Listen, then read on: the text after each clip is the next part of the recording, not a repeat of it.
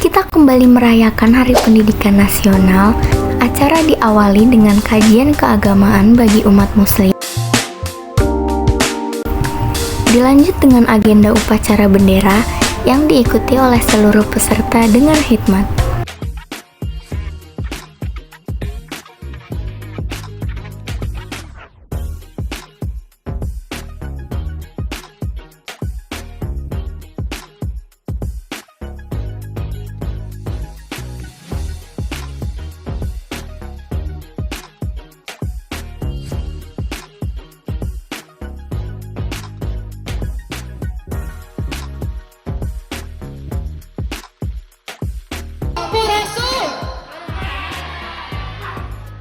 Kepada yang terhormat Ibu Dr. Anda Haja Mukaroma MPD selaku Kepala Sekolah SMA Negeri 6 Bekasi. Hari pendidikan ini kita akan melihat satu perlombaan yang mana setiap kelas mengirimkan dutanya untuk mengikuti perlombaan ini, yaitu fashion show. Lomba fashion show diselenggarakan di lapangan SMA Negeri 6 Bekasi.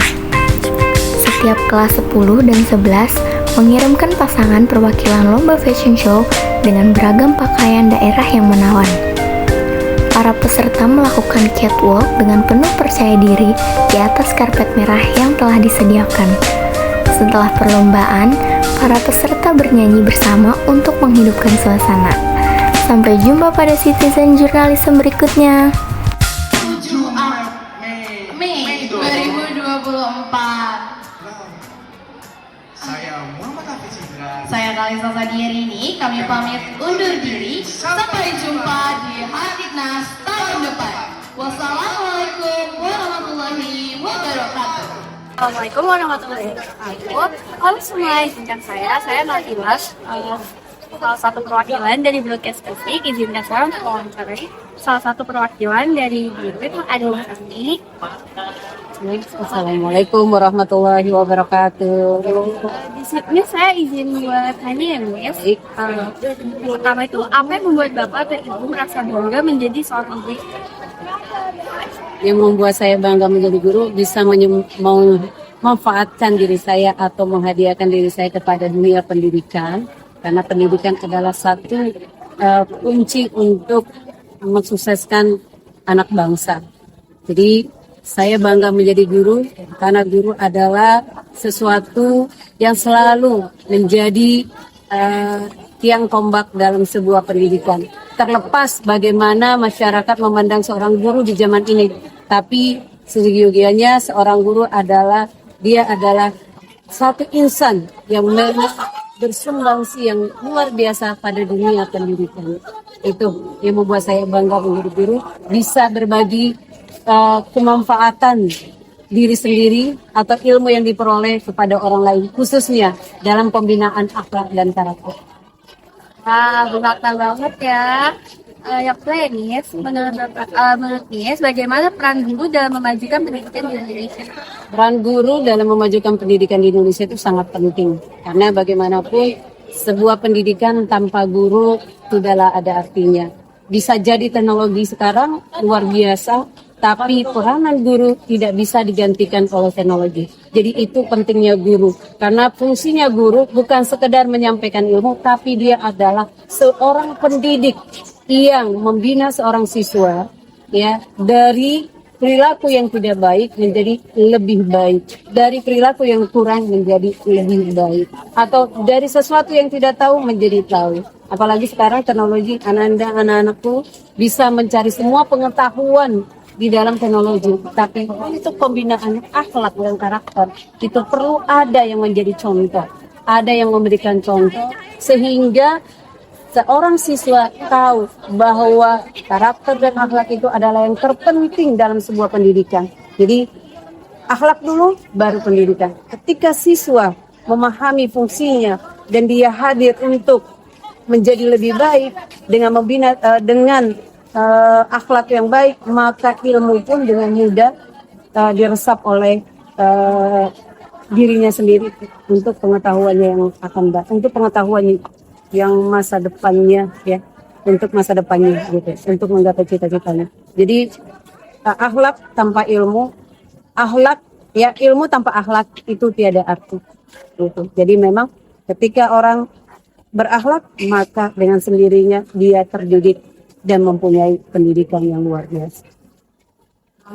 Ya, berarti mengedepankan akhlak dulu. Iya, iya. Jadi yang namanya pendidikan itu tidak bisa terlepas dari akhlak. Gitu. Jadi banyak orang berilmu, banyak orang berpengetahuan tinggi, bergelar tinggi, tapi ternyata akhlaknya tidak sesuai dengan dengan ilmu yang dia peroleh. Contoh, masih banyak beberapa orang-orang yang mempunyai pengetahuan tinggi, pendidikan yang tinggi, tapi menyimpang perilakunya, melakukan hal-hal di luar, ya, hal-hal yang selayaknya dia tidak lakukan kalau kita melihat dari pendidikannya seperti itu. Aku ingin lanjut ya Miss. Kira-kira tantangan terbesar yang dihadapi oleh Miss dalam mengejar di era digital saat ini apa? Wah, banyak banget gitu ya. Pertama ya anak-anak tuh nggak lepas dari gadgetnya atau HP-nya gitu ya. Jadi fokusnya kadang memang perlu ya. Tantangan yang ada di teknologi itu adalah anak itu untuk diarahkan gampang, untuk dikomunikasikan gampang, untuk pengetahuan teknologi mereka mudah. Tapi ketika mereka diminta untuk taat sedikit atau untuk memperhatikan sedikit atau untuk kebaikan sedikit, agak sedikit cuek. Karena memang mungkin hal-hal itu ya, karena mereka lebih cenderung melihat HP-nya, teknologinya, sehingga ketika menyampaikan sesuatu masih tetap ke HP-nya. Jadi memang fokus memang tantangan sekarang adalah fokus. Makanya memang bukan guru saja sebenarnya yang harus mendidik anak-anak di sekolah, tapi orang tuanya gitu, melatih mereka juga untuk menghargai orang lain. Jadi kenapa tingkat kecuekan seorang siswa itu ya lumayan agak berasa di era milenial ini, karena mungkin pertama ya mungkin pengaruh dari gadgetnya juga, sosial medianya juga. Tapi kita guru-guru tetap tidak berputus asa untuk mengajarkan mereka bagaimana mereka peduli. Jadi tingkat kepeduliannya dengan lingkungan sekitarnya yang kadang mereka abaikan. Padahal sebenarnya bagaimanapun mereka mampu dikenal orang lain ya karena orang sekitarnya. Ya. Jadi nggak mungkin orang sukses tanpa dipromokan orang lain. Kayak orang-orang yang terkenal di YouTube. Karena ya dengan orang lain, mungkin orang lain mereview di YouTube-nya sehingga dia bisa terkenal. Jadi sebenarnya menjadi tantangan yang luar biasa itu adalah tingkat peduli siswa itu terhadap lingkungan sekitarnya sebenarnya itu yang paling penting. Makanya kenapa itu terjadi? Karena memang jarang ada diskusi mungkin. Jadi yang penting itu sebenarnya komunikasi. Jadi anak-anak sekarang itu sebenarnya kurang berkomunikasi sebenarnya. Karena memang mungkin ya mereka lebih asik dengan, tidak semua, tapi mungkin kecenderungan mereka asik dengan gadgetnya sehingga untuk peduli atau berkomunikasi dengan orang lain itu hal yang kurang. Bukan sangat kurang, tapi kurang. Sehingga mereka lupa bahwa mereka harusnya bersosialisasi dengan orang lain. Itu yang menjadi tantangan seorang guru sekarang. Bagaimana membuat anak-anak itu agak sedikit peduli pada orang lain, gitu ya.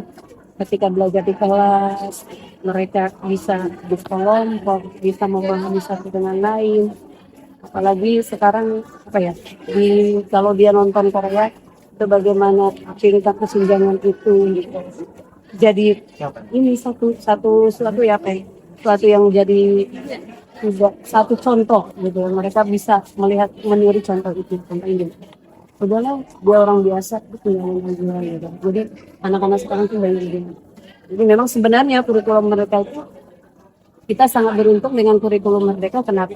Anak diajak berkolaborasi, sehingga dengan berkolaborasi dia peduli dengan orang lain. Dia tidak akan ada kata-kata rasis di sana, sehingga tidak akan ada pembulian di sana, tidak ada perundungan buat anak-anak seperti itu. Nah itu tantangan terbesar itu tadi, karena mereka merasa udahlah dia bukan komunitas, sehingga teman-temannya dikatakan itu bagian dari ini juga, dan ini juga.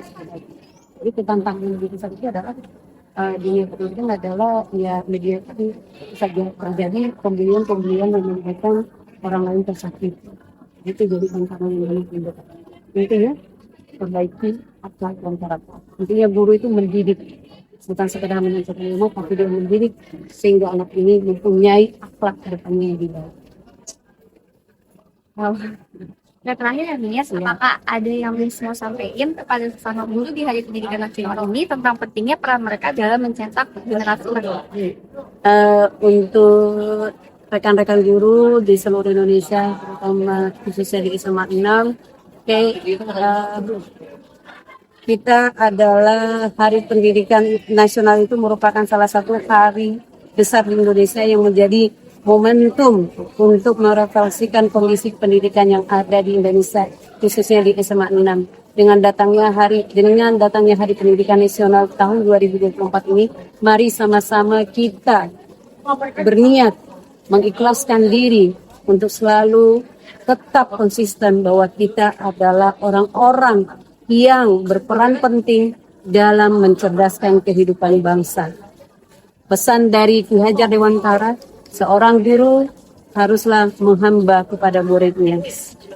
Pesan dari Rasulullah, didiklah mereka, atau pesan dari salah satu sahabat, didiklah anak-anakmu sesuai zamannya. Maka mungkin dulu kita dengan kekerasan kita bisa melakukan sesuatu, tapi anak sekarang lebih senang diajak berkomunikasi dan berdiskusi serta berkolaborasi. Mari kita berkolaborasi dengan murid-murid kita sehingga mereka bisa menjadi insan-insan cendekiawan yang membanggakan masa depan generasi emas.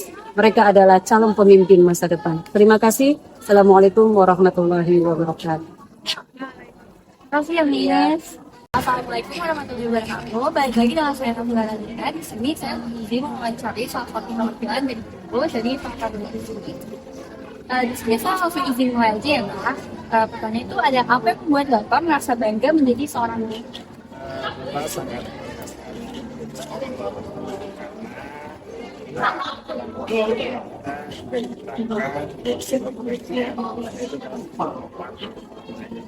Jadi dengan menjadi guru, Bapak bisa memberikan manfaat banyak, terutama kepada siswa yang Bapak ajarkan. Pengetahuan, bisa mengajarkan mereka kan sifat dan lain-lain.